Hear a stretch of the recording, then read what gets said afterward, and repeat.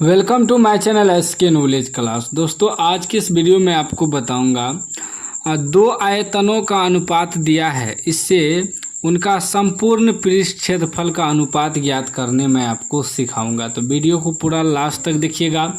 यह सब सवाल ऑब्जेक्टिव में पूछा जाता है बोर्ड एग्जाम में। ठीक, सवाल कर रहा है दो घनों के आयतनों का अनुपात 1:64 है तो उनके संपूर्ण पृष्ठ क्षेत्रफल का अनुपात होगा, यानी कि संपूर्ण पृष्ठ क्षेत्रफल का अनुपात ज्ञात करना है।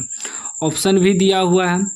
ये दो घन है, इसको समझिए, ठीक ना। ये दोनों घन है, ठीक।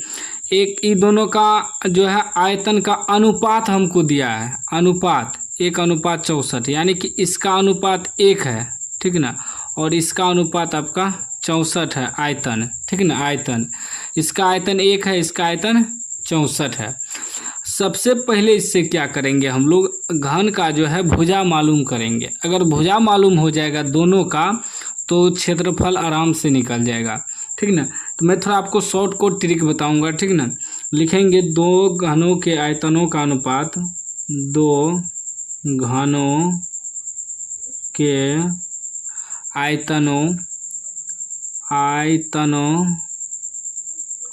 का अनुपात कितना दिया है, दोनों का घनों का आयतनों का अनुपात आपको दिया है 1:64, ठीक ना, 1:64 दिया है।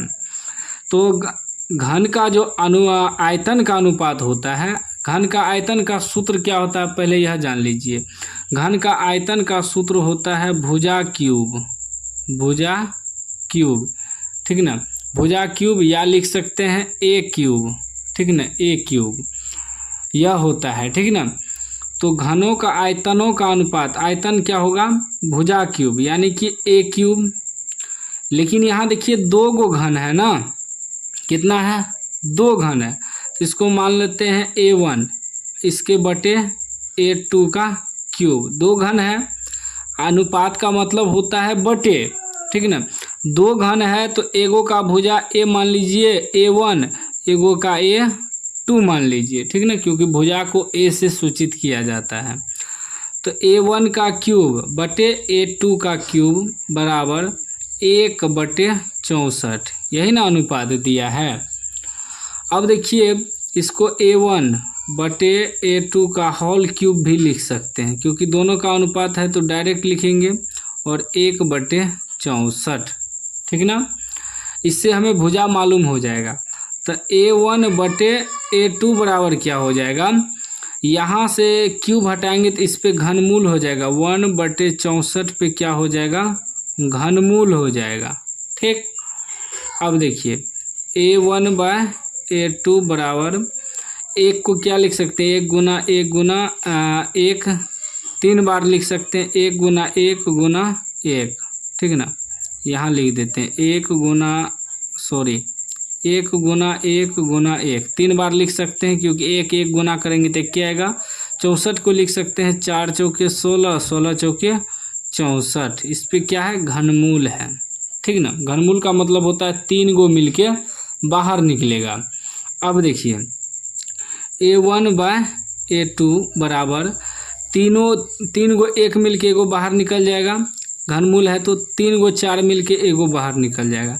अब भुजा हमको मालूम हो गया, इसका भुजा मालूम हो गया, कितना, 1 निकला, A1 1, A2 2, 1 और ये 4 निकला है, A2 4 निकला है। अब हमें भुजा मालूम हो गया, दोनों का भुजा मालूम हो गया, तो अब घन का हमें क्या निकालना है, संपूर्ण पृष्ठ क्षेत्रफल। संपूर्ण पृष्ठ क्षेत्रफल लिखेंगे घन का संपूर्ण पृष्ठ क्षेत्रफल का अनुपात निकालना है ना, अनुपात, ठीक है। तो देखिए घन का पृष्ठ क्षेत्रफल का जो सूत्र होता है वह होता है भुजा स्क्वायर, यानी कि A², ठीक ना। तो इसमें दो गो घन है तो A1 का स्क्वायर बटे A2 का स्क्वायर, क्योंकि अनुपात में निकालना है ना। तो क्या होता है, देखिए भुजा स्क्वायर, भुजा को A से सूचित करते हैं तो A² हो जाएगा।